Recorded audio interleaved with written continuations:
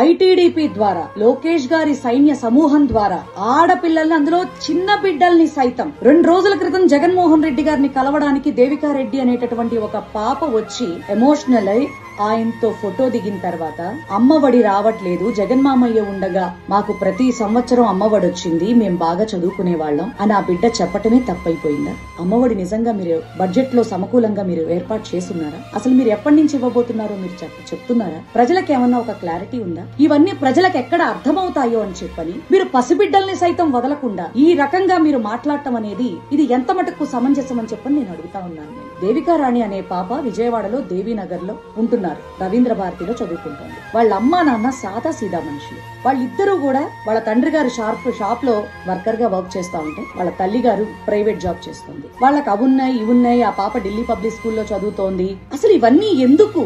అట్లాగే ఇంకొకటి కూడా ఎంత దరిద్రం అంటే మీరు గతంలో కూడా మీ ఐటీడీపీ వారు మేఘనా అనే అమ్మాయిని కూడా ట్రోల్ చేశారు. ఆ బిడ్డ 10th క్లాస్ తప్పిందని ప్రచారం చేశారు. ఆ బిడ్డ మళ్ళీ లైవ్ లోకి వచ్చి నేను ఫస్ట్ క్లాస్ లో పాస్ అయ్యానని చెప్పింది. మీ మాటలు బోటకమని తేలిపోయిందా లేదా? గీతాంజలి విషయంలో మీరేం చేశారు? మీరు చేసినటువంటి దిక్కుమాలిన ట్రోల్స్ వల్ల మాకు స్థలం వచ్చింది, చాలా సంతోషం, జగనన్న ఇచ్చిన మాట నిలబెట్టుకున్నాడు అని ఫేవర్ గా ఒక్క మాట మాట్లాడినందుకు ఆ బిడ్డ చావును కళ్ళ చూశారు. ఇది న్యాయమేనా? ఇది ఎంత మటుకు కరెక్ట్? కాలం ఇప్పుడు ఒకేలా ఉండదు. ఖచ్చితంగా కర్మ ఎవరిది వాళ్ళకి డబల్ రూపంలో ఇచ్చేస్తుంది.